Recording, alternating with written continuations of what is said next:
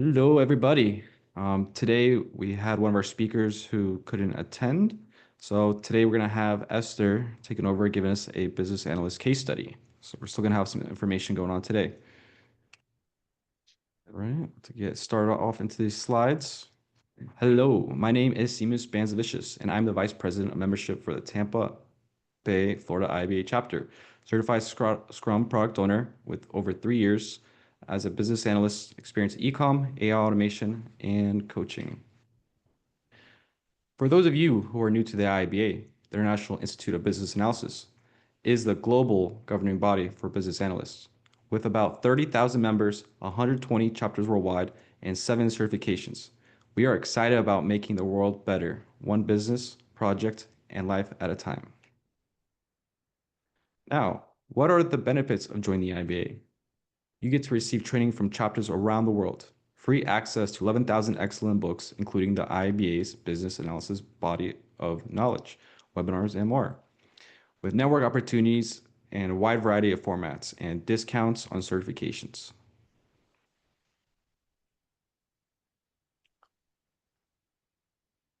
If I told you that the IBA has 120 chapters worldwide, this is the Tampa Bay, Florida chapter, and this is our board. These are the folks who work behind the scenes for your benefit. We appreciate them working so diligently to keep us all going along. Our chapter strives to build a thriving community of empowered business analysts, where the members of the Tampa Bay, Florida chapter are not limited to those who live in the state of Florida. In fact, we have members from all over the world. And if you do not have an IBA chapter, Tampa Bay is your chapter. And if you want to join us, reach out to us on LinkedIn. Now, why would you choose to join the Tampa Bay chapter? We offer multiple training sessions each week, including CBAP prep, coaching, and we have built relationships with an impressive number of beneficial partners, all to benefit our participants become better and more impactful business analysts. And you can see our upcoming events at our website and the updates posted across LinkedIn and on Facebook, where you can access over 150 hours of our events on YouTube. Again, you can get the index of all those recordings at Bob's Amazing Index at rpchurchill.com. Thank you, Bob, the man. Those trainings have resulted in these wonderful folks, students of those classes, reaching out to tell us that our training was a big part of their success in achieving their certification. Of the 19, 9 have gone on to lead IBA chapters here and around the world, further demonstrating the value they have found in the chapter and with the training. And I look forward to figure out how we're going to add this to the current class to this wall certification. Letters like this one is our fuel. This is the way we know we are making a positive difference in our lives. If we have helped you with information, mentoring, or with obtaining a certification, please let us know. You can reach out directly, plaster it on LinkedIn, but tag us. As we continue to work for our community, we have created a differentiator for college students, emerging professionals. We want to help them to graduate college with not only a degree, but also membership of a professional organization, a professional certification, and maybe more. Reach out to Kenny Davis, our Director of Emerging Professionals, for more information. Those of you who live in Florida, if you wish to meet with other business analysts in real life, reach out to Thea so he can begin a chapter branch near you. And in working to enlarge education of our community, we have partnered with several organizations to get bleeding edge information to you. Our number one partner group is you, the IABA members, and those who participate with our chapter. We are partnered with over a dozen other IABA chapters worldwide and 2 chapters that are just forming. Reach out to Thea if you want to contact any of those chapters. We have also partnered with other organizations in Tampa Bay and around the world. Our goal, as always, is to elevate our BA community. We have also partnered with several recruiting services and training companies for your benefit. As you see all these ones right here as well. Now, the Apex Systems regularly offers free courses that cover a wide variety of useful topics. You can go to their website, choose webinars and the workshops. You'll see all these different areas to be reviewed from. In the next 2 months, our partner, the Bluegrass IBA, is hosting study groups for both the Agile Analysis Certification, the IBA AAC, and for the Product Ownership Analysis Certification, IBA POA. And in addition, an interactive conversation with the author of the pivotal book, Foundations of Business Analysis with Yula Koza Ranko. And Agile After Hours is hosting a recipe exchange called 7 Degrees of Bacon. And you can register all of this on the Bluegrass IBA website. Skill Development Group is one of our IBA endorsed education provider partners. They are currently promoting their half-hour courses, but I noticed on their website they have 50 courses currently being offered. Their instructors are some of the very best in the business. They offer webinars and so many other resources where you should be able to check out their website and see all these resources. Now, Estrevo is our newest IBA endorsed education provider partner, where Bruce Gay is such a good trainer, y'all. And we had former students tell me that, she usually wants their money and time back after training, but he was so good and provided such a good and replicable content that she was planning to take all of his courses. Wow, that's awesome. Estrevo also has a series of blogs available free on their website. Are you interested in the collaboration manifesto? Aren't you? Now, the benefits of our partnership include discounts to our participants. Watermark Learning, where it offers you a 40% discount using this code, TAMPA21. This means you can get unlimited access to 1,200 CBAP practice test questions with a 40% discount. Now, with Educate 360, the parent company for the Watermark CBAP practice test questions that we have used for many years, has lots of free resources available all across their website. So definitely check it out.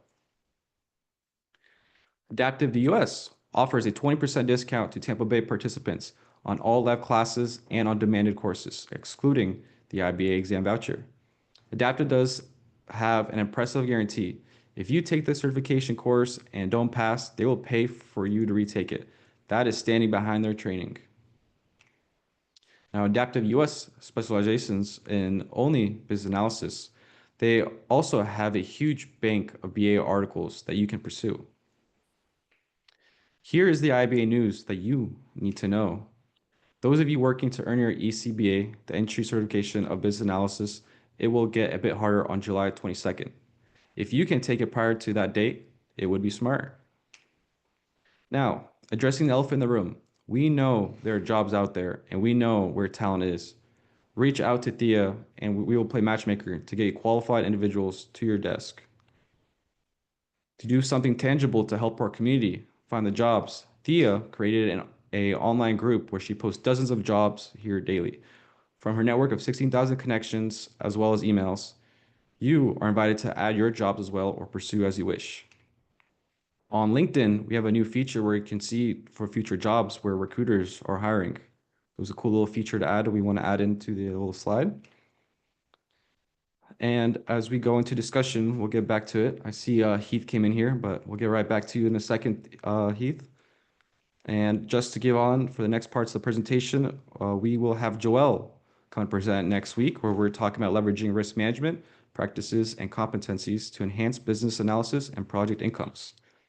In the week after that, I will be bringing in a discussion about driving workforce transformation with AI automation, tools, tactics, and mindset shifts. The week after that, we have Heather Noggle, business analysis and emerging technology. And following month after that, we're going to be having an 8-week series where we're going into the software development lifecycle, where we're doing real life small projects. And we'll get back over to Heath. I see you came in here, so give you a nice little introduction and kind of go over about going into creating significance, workplaces that make people feel essential. Fantastic. Thank you for allowing me to come out here today, everyone. I apologize, I'm a little bit late. I hit the invite said 7 to 8, and I'm in Central Time until I saw the communication come over on LinkedIn. That was a little bit my fault, so I apologize for that. But yeah, I guess we'll go ahead and jump into that if that's all right. Kind of Of share out my course. screen. Yes, and I'll take the screen share off, and then you should be able to give me, right? Okay. I think you should be able to be sharing the screen. Yeah, I think I can now. Thank you. Perfect. If you all can let me know if you can see my screen here. Yep. Good to Okay, go. perfect. All right. Again, thank you all for having me out here today and giving me a chance to kind of talk about some of the things that I've learned in my journey in leadership and specifically just in the workforce and some of the data that I'm seeing now that's kind of stimulating and kind of coming out to on some studies and things like that that I just want to share. And a lot of this is more of just kind of give you some thoughts and some suggestions. So again, welcome. Thank you for having me. Honored to be here. Honored to have you all here to join us today. And then we'll go over creating significance. Again, workplaces that make people feel essential. And I'll talk about some of my personal experiences. And again, we'll talk about some of the data that I'm seeing as well. And feel free. I don't know if typically in these meetings, it's like a two-way conversation, but please feel free to come off mute to kind of ask any questions as I'm going through this, or wait till the end. Either way, it's completely fine. But I do like to have dialogue with these as we kind of go through this. It's all welcome. So again, my name is HeathRust. I'm a father, I'm a husband and passionate leader. I've been in the industry of IT and leadership for 20 plus years now. Right now, I hold the position of a senior manager of a company called Circle CI of their security operations. And I've owned my own business, small business in Southwest Missouri, of where I'm located at for the last 21 years. And so I like to kind of start off like two fun facts about me, and feel free at the end if you want to ask questions about this, you can. But one would be just to kind of get to know me a little bit more. Is I've rode a bicycle, pedal bicycle at Pikes Peak with a good friend of mine many years back. And then two, which I've kind of found out that not a lot of people have had this, but I've had an out of body experience at a dentist office of all places. That was quite interesting, we'll say. So as we kind of talk here today, I just want to give you some context of what this looks like. We'll first kind of talk about, I just want you to kind of imagine a specific workplace where some of the things that I'll talk about here, again, just kind of taking it and mulling that over in your brain of like, wow, okay, maybe this could be a possibility, or maybe you've seen it and had some experiences with it. And we'll kind of talk about some of the data. I'm a big science kind of nerd, so I don't think it should just be my perception and my understanding and my experience, but also some of the data that's shown from studies that have been out there, and also what's kind of on an upward trend that we're seeing from research. And then I'll kind of go into suggestions. Again, as I state here on the left-hand side of the screen, which is just don't take my word for it. Do your own research, but hopefully I can give you some today that will at least maybe give you some aspect of going out and researching more of what I'll be talking about. But also talking about, it doesn't even have to be from a leadership perspective if you're not in a leadership role, because this can always be driven from the bottom up. It doesn't have to be from a top-down approach when it comes to like companies, but I would also even suggest this in your personal life as well. Again, there might be some traces of humor, might be some occasional outbursts of just some insights as we get into some of the data, and some potential risk of just engaging some conversation with you all as we go through this as well. So I like to start off these presentations, or kind of kick off the presentation where we kind of get into the imagined state, is just to let everybody kind of level set. So there's a thing called a psychological or a physiological sigh. And this is a little bit to do with breath work. So I would invite you all to do this with me. You don't have to, but I do find if you kind of start this off and just kind of take the opportunity here to kind of participate in this and do the experience, that you might even feel yourself being a little bit more awake or a little less stressful. So the physiological sigh is 2 short inhales. So real quick, and then like a longer exhale that's longer than the first 2 short inhales. So I want to start this off. Again, please feel free to participate in this. We'll do it 4 times, and I'll kind of guide us through this real quick, and then we'll kind of kick off, get into what the bulk of the presentation is about today. So here we go. First one.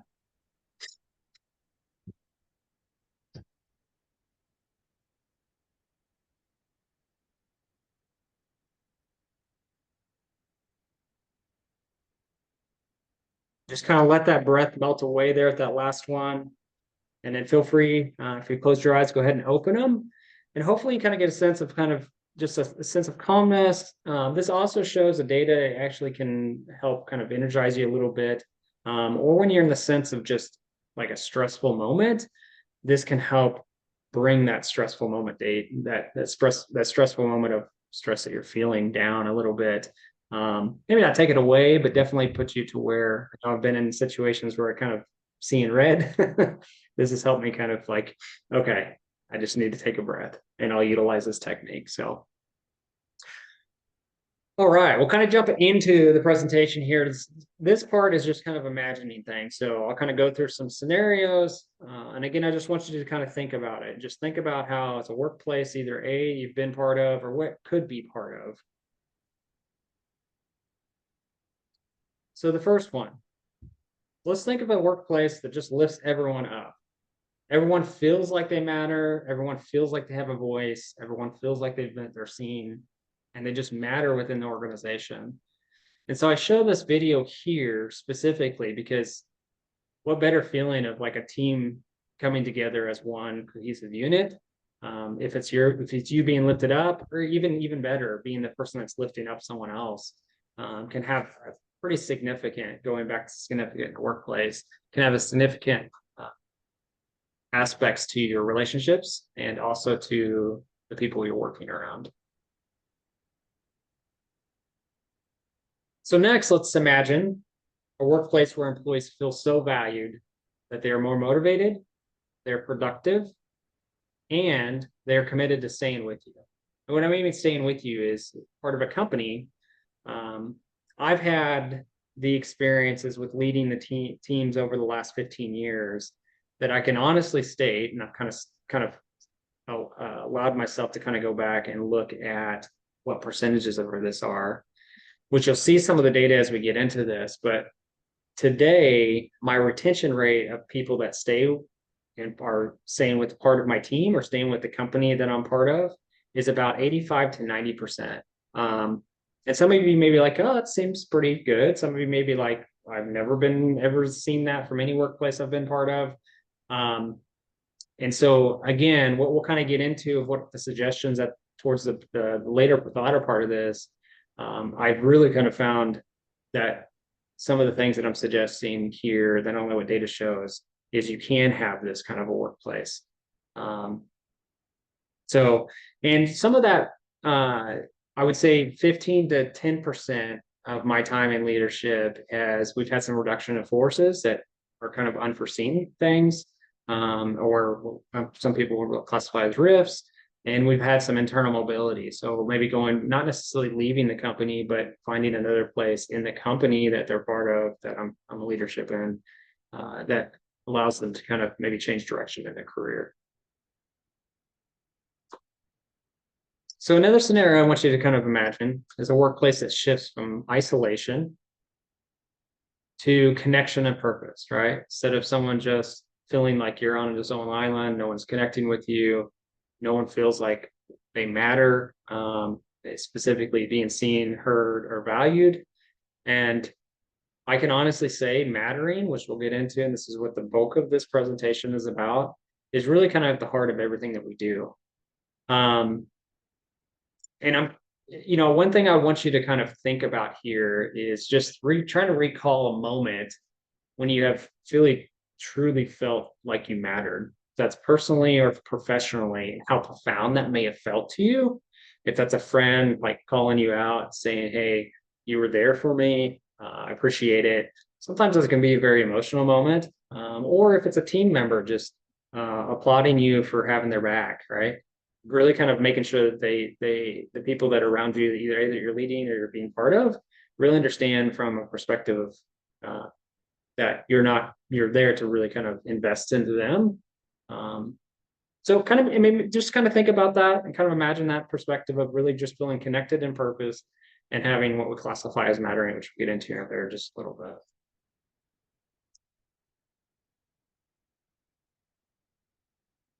So two more to kind of imagine here. One would be a workplace where your strengths are understood.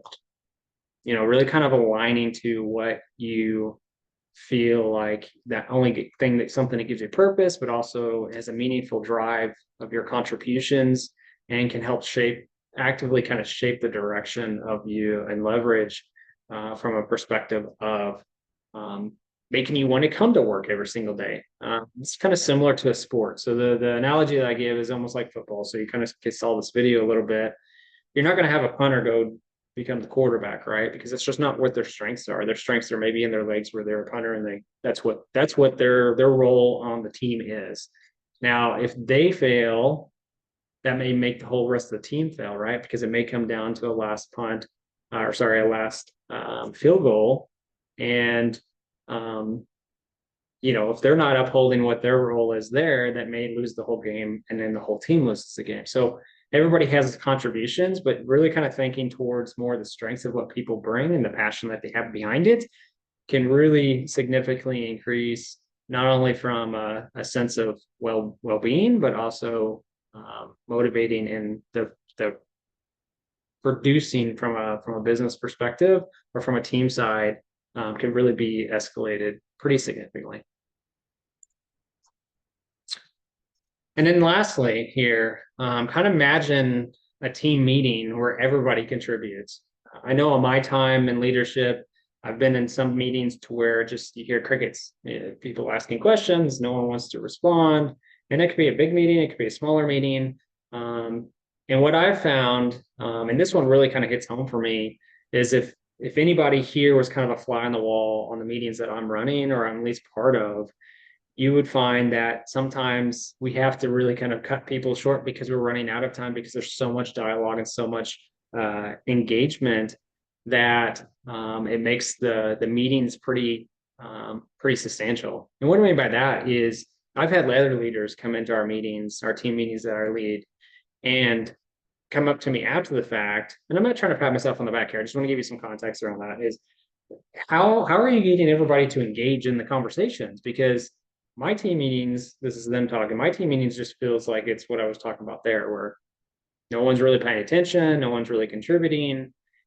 And I feel like what I'll get to these suggestions later on, that's the root of it. The root of it is where people feel like they really feel like they matter within the workplace or within the relationships that you're part of, right? So I don't know if that hits home from everybody, if you've been to meetings where it's just like completely silent. But that is not the case from my side. It's really sometimes there's we just have to cut people short sometimes because it's just we go on forever kind of thing. And if you're all asking questions, sorry, I can't. It's hard to see like the questions and where things are. Feel free to come off mute if there's anything for that, or I can just kind of recap or look at this towards the end on the messages that are coming over. But just FYI, it's kind of a little bit harder to kind of see what the messages are here. Okay, so getting into part two, the data. Again, as I specified at the very beginning of this talk, which is it's not just my beliefs, my experience, but also what does the data showing us? So a study by Gallup, if you don't follow Gallup, they're one of the leading researchers when it comes to workplaces and what's driving workplaces and what's not driving workplaces.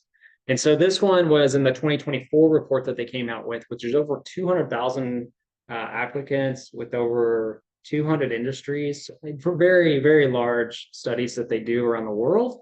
But specifically kind of zooming in on the Canada-US side, one of the facts that shows in there, which is only 33% of employees feel engaged in what they're doing in their work, in their workplaces, which to me, I would question, or I would ask all of you: is are you feeling engaged? Are you feeling like you matter with what you're doing today, or maybe the relationships that you're part of?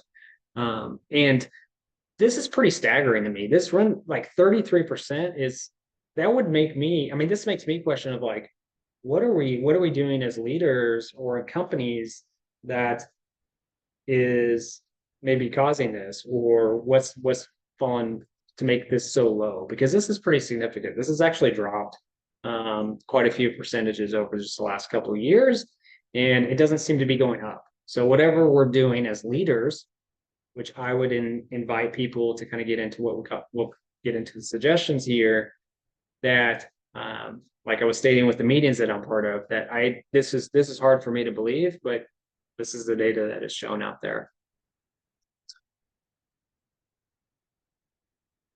Okay, fact number 2. This comes from that same study. So around 18% of US employees are satisfied with their companies as a place to work. As you can see in the video, people being kind of frustrated, maybe disgruntled. And this is this is even worse. I mean, to me, I'm kind of even reflecting back on all the leaders that I've been around, or maybe even leaders here today, of like, what is happening here? If people aren't satisfied for what they're doing, and keeps going lower, then what can we do as leaders, or what can we think about doing differently to help this? Which again, we'll get into here in just a little while, but I just want to kind of give you some context around what I feel like the way that we're going as leaders may not be what's best fit today. Maybe 20 years ago, but not necessarily in 2025.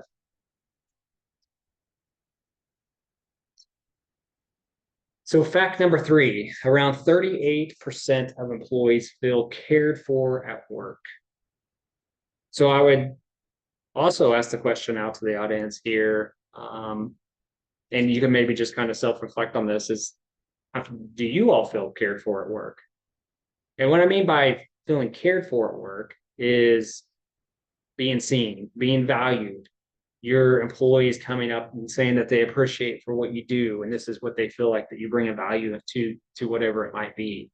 Do you feel like your employees or your employer or your leader really has empathy for maybe what you're going through on your personal life? So one of the things that I tend to believe is a lot of leaders that I've seen over the years feel like that you should just separate personal and professional. And I disagree. I think we can't fully understand who our employees are, the people that we're working with, unless we are very engaged and actually genuinely care about wanting to know about them and what's going on in their life. And so to give you an example of that, I mean, I have an employee of mine right now that is having some pretty significant grandfather issues, and he's kind of the caregiver for them. And one of the things that that has allowed me to kind of just open that space up, is really kind of genuinely ask the questions about what's going on with you, personally, if you don't mind sharing. Is there anything that I could help you with? And just having that context, especially when it's kind of the day-to-day role of your employees, you may understand like maybe why someone's distant, or maybe why they're not. And so it's sometimes even feeling cared for leads to insignificance, which is kind of the toxic side of being significant at work, which can actually pull other people down at work specifically, or the engagement, or the perspective of even wanting to come to work, right? Okay. So then let's get into fact 4. So this one was in 2020 by Cigna survey. So this was about 10,000 American workplace people that were surveyed. And they stated that even not necessarily just we'll classify as individual contributors, but leadership side, that 65% of entry-level executives and 70% of senior executives reported feeling that no one really knows them well. So is it necessarily from we'll say entry-level, bottom level employees to all the way up to the top? There's some signs here that people just are feeling like they are unseen, they are undervalued, they really like no one's really kind of investing into them. And so, as I mentioned at the very beginning of this meeting, is it's this doesn't have to be a top down. This can also be a bottom up. And this, I think, this fact four kind of signifies that a little bit more, which is maybe reaching out to your boss, reaching out to your boss's boss, or if you see him in a meeting. I just had this happen this last week for me personally, which is my CTO was in a meeting, and I could tell just from a body language, from the way that he was kind of presenting himself, just kind of felt very like something very heavy was like on his shoulders or that he was dealing with. And so I reached out to him after the fact, personally, just like an async afterwards, just asking, hey, I noticed that it felt like something was really weighing heavy for me on that meeting. And then he kind of explains like, I've been not getting much sleep. I've been working a lot of after hours. Just there's a lot going on. And so kind of having those connections in the workplaces where I feel like that sometimes you have to get personal with people to really truly understand like where they're at and where they're coming from. But what I have found is also opens up trust and more engagement because people feel like, again, going back to mattering, that they are seen, they're heard, and they are valued for the work that they're doing.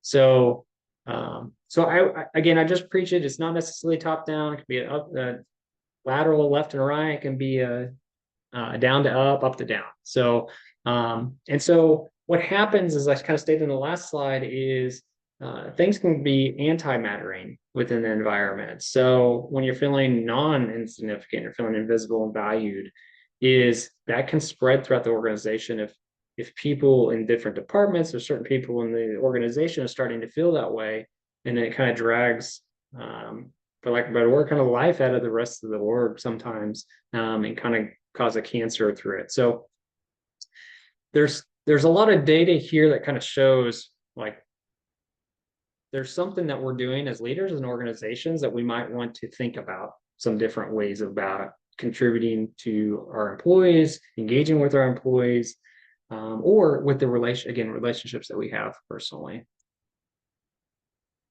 So that sounds great. Like thank you for giving us data. Sounds like we need to do a lot better. but why should I care? Like why does this really matter, right?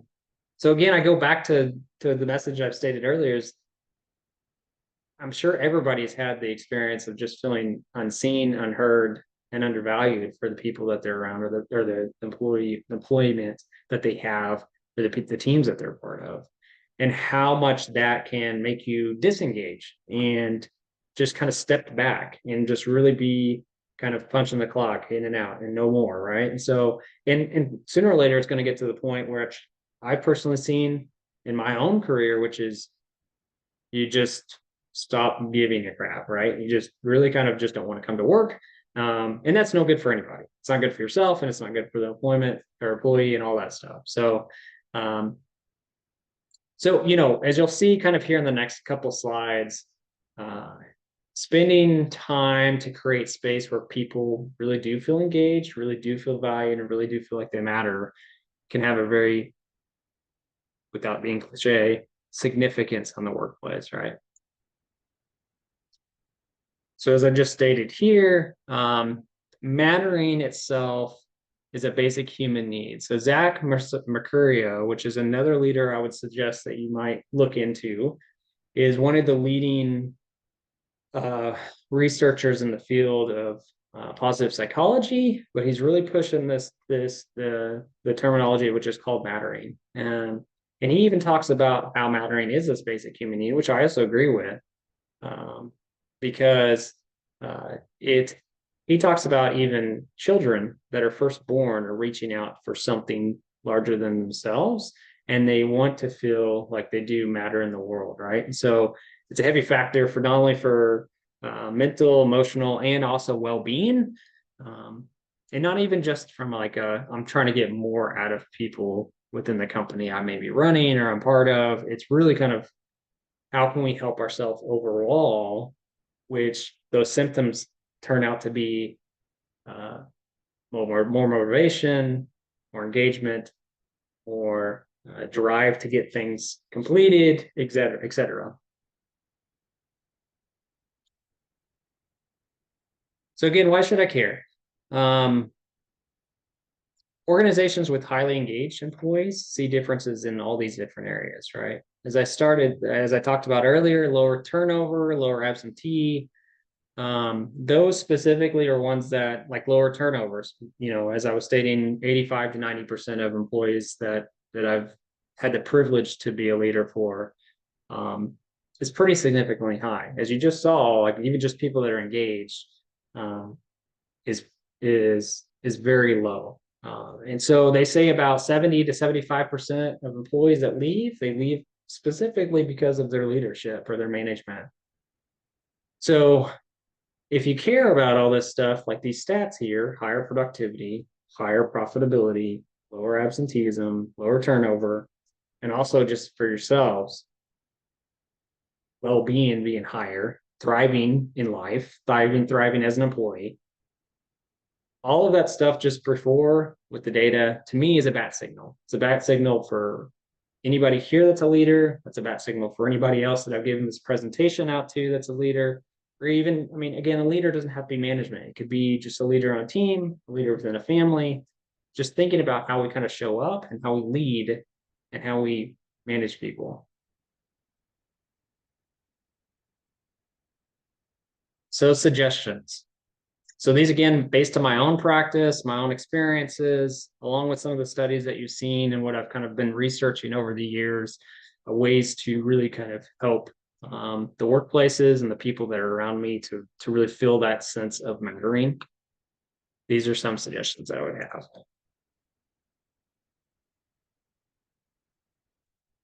So improving it, as I've kind of already alluded to or previously, which is creating and practicing what we classify as mattering. So one, it can be defined by feeling of importance, having significant, like really kind of feeling like they're seen, they're heard, and they're valued, and valued being appreciated and recognized. It's as a leader, sometimes you may get in that, oh, I'm appreciating my team, which could be, hey, great job, Joe, for turning your paper in, or hey, great job, Joe, for taking care of that project for us. Sure, that may seem like you're appreciative, but I would say go one step further. Like instead of just telling them like, hey, thanks for whatever it is, hey, thanks for whatever it is. This wouldn't have been possible without you doing X, Y, Z. And I can tell the team has been really kind of uh, graciously appreciative for what you've done by either telling me this or I've seen this. It really kind of give the impact to what the person has done instead of just what I would classify as surface level appreciation, is really kind of diving into more of that. The second part there is increasing gratitude and celebrations. So wins. This is something that this latter part, the celebrations, is something that I've really kind of honed in on over the last like 6 to 12 months that I wasn't previously doing. And what I mean by that is on celebrations, if there was something large that we were able to accomplish, so say the team was able to accomplish this cross collaboration with multiple departments or saying something that was really kind of impactful to the business, we would appreciate and celebrate those, right? But I would also suggest that we celebrate the smaller wins. Maybe someone's starting to turn a page in regards to improving their performance in something that you've been working with them on. Something small, right? Like, for instance, maybe someone, just for an example, maybe it's been someone that's on your team or someone around you is really bad about showing up to meetings late, and you've been coached to, and then you start seeing them show up to meetings. I know I didn't show up to early for this meeting. I apologize, but showing up for meetings early, and you start noticing that. So celebrate those wins. Like those are small wins that if you as a leader can provide that to the person that you've been working with, that hey, I do see you, I do value what you're doing there. And that can go a long way versus like just waiting for like large things to happen, like say a quarter projections were met from a dollar value perspective side. So just thinking about smaller wins and increasing the gratitude. So one of the things that I do for gratitude is every Friday or whatever the last day of the week is for my team is I do these things called gratitude in 5. And I'll take 5, maybe 10 minutes, it just depends. and I'll reflect on the week, and I will whatever instant messaging we use, Slack, the company I'm at. So I will send out a small message to the team, to the global team, showing my appreciation of that week of whatever a person did. So not only just like saying, "Hey, thanks for this," but also making sure that you put in what the impact they are that they've provided for whatever they did. Again, going past just the surface level and going deeper um, can have a pretty profound experience to the people that you're leading. So increasing those gratitudes. There was actually a gentleman, and his name escapes me right now, but I was reading a book here a couple of years ago, and they were talking about him, Bill. I can't remember Bill's last name. Anyways, besides the point, what he would do for these celebrations is he would actually clap. He would clap for people in meetings, and that seems very abnormal. At least it does for me when I've been part of like team meetings when you're working. But he kind of he had the thought of like, well, why do we do that when people go up on a stage when they've been presented for doing something great or doing something very positive? Or why do we do that again when someone comes out on the field? Like we're really celebrating that person. So he would took that into like his own meetings, which I haven't incorporated that yet, but it's always fascinated me. Like that can be some way of some people can be celebrated, but also kind of thinking outside the box of like how can we really kind of make people feel like they've been seen and how they're valued. That may be a little extreme, but you might try it and see what happens. People might look at you weird, or you might get a like, what is going on? But if it becomes a ritual thing, then it kind of stimulates others to kind of like really kind of try to help celebrate. But if you're the person that's getting that clapping, I would question of like that's a pretty pretty fantastic thing to be being clapped for. I mean, personally. So, anyways, that was just a way for that you could do celebrations if you choose. But also, lastly, here from this is like, how can we improve? How can we improve as leaders? Is creating time for human connection and check-ins.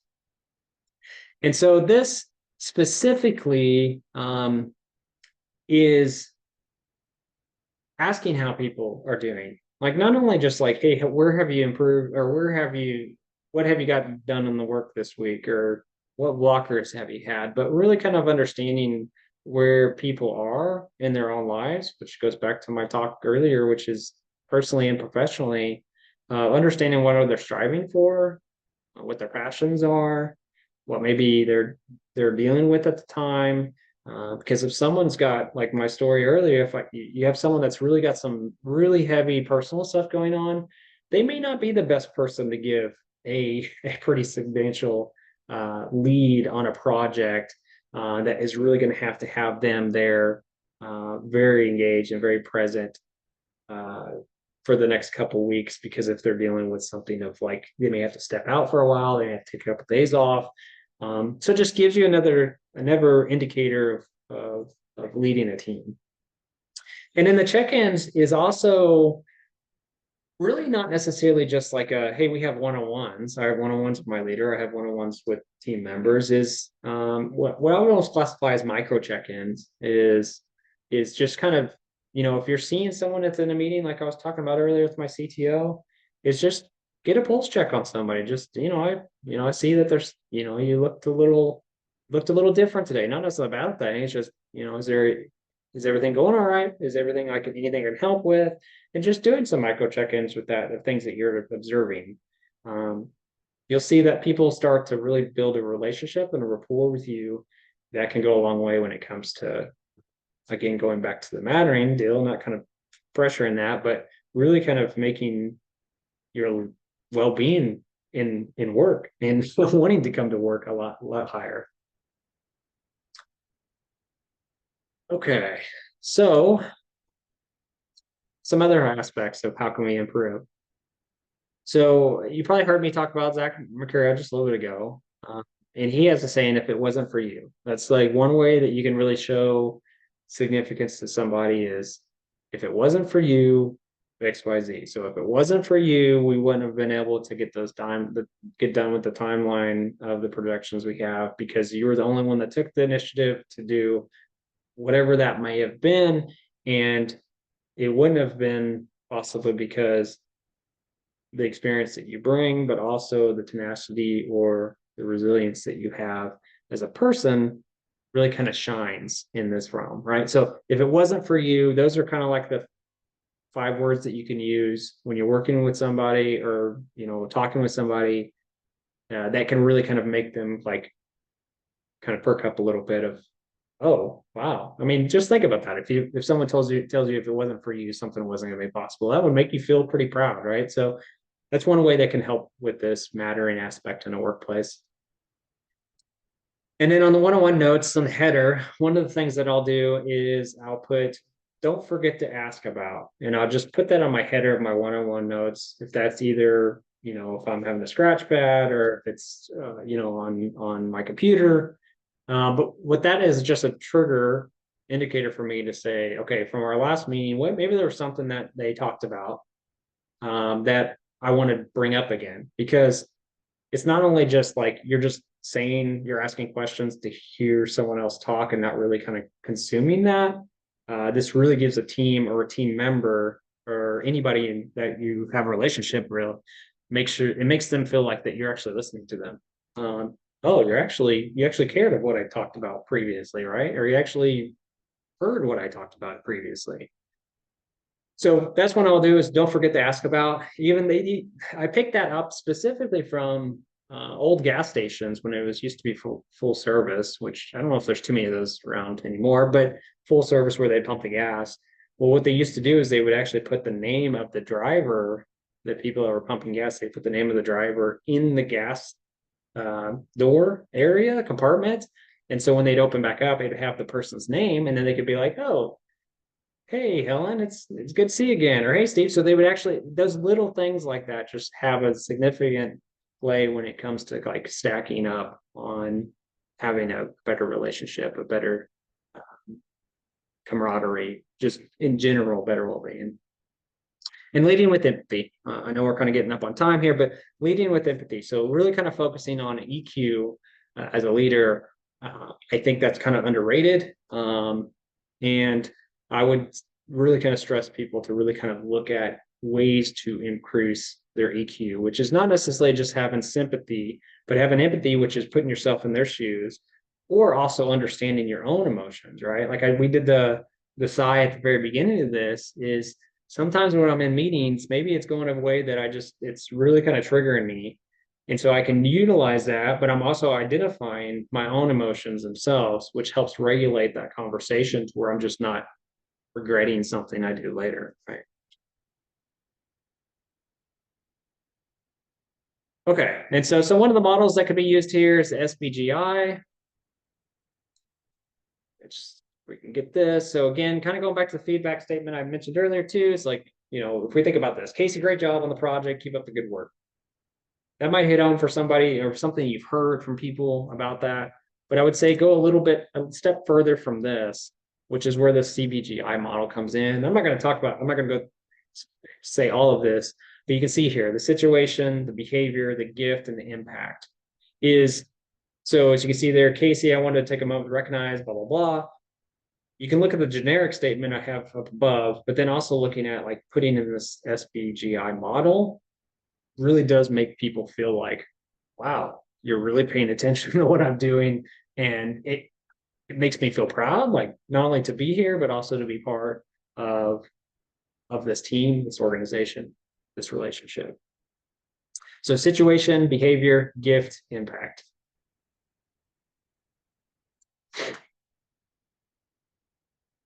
The other thing with mattering, why I kind of stress this a little bit more, not only from the data that's been shown, but the U.S. Surgeon General's Surgeon General's framework that came out this year. As you can see down here, there is mattering in the workplace, bottom left-hand side. So it's such a significant thing that for well-being, it's actually added to the U.S. Surgeon General's framework specifically for this, because it's not just a mental, but overall well-being. It plays a part into that.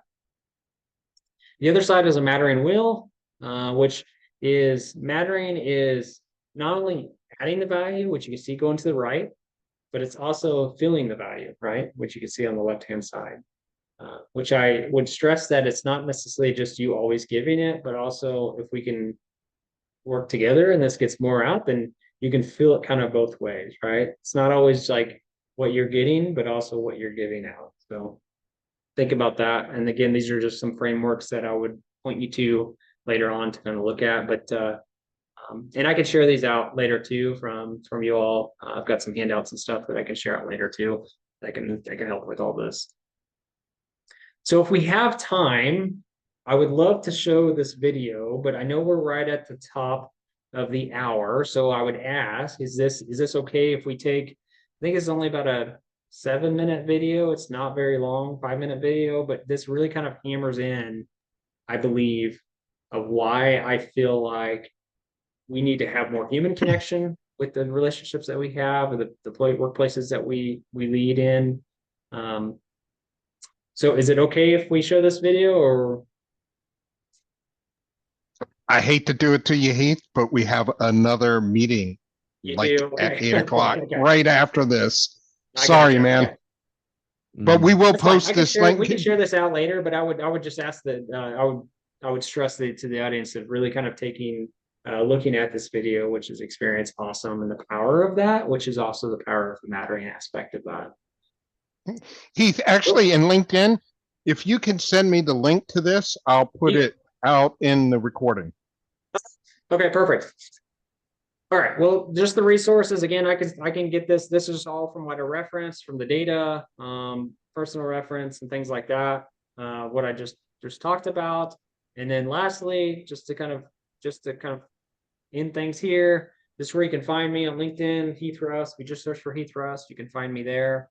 And then lastly, I want to thank you all. I apologize for being here a little bit later than I wanted to, but hopefully you got something out of this. I say please take the handout, but I will share this after the fact to you all, that you can actually have something to take home, and maybe have some resources for what I was talking about today. Thanks. I appreciate it. Yeah, thank you so much, Heath. Thank It was you. awesome. This is great. Thank you. Super awesome. All right, everybody. Amazing rest of your day. And CBAP group will be going on after this. So if you're attending, make sure to join in. And besides that, everybody else, have an amazing rest of your night. Thank you.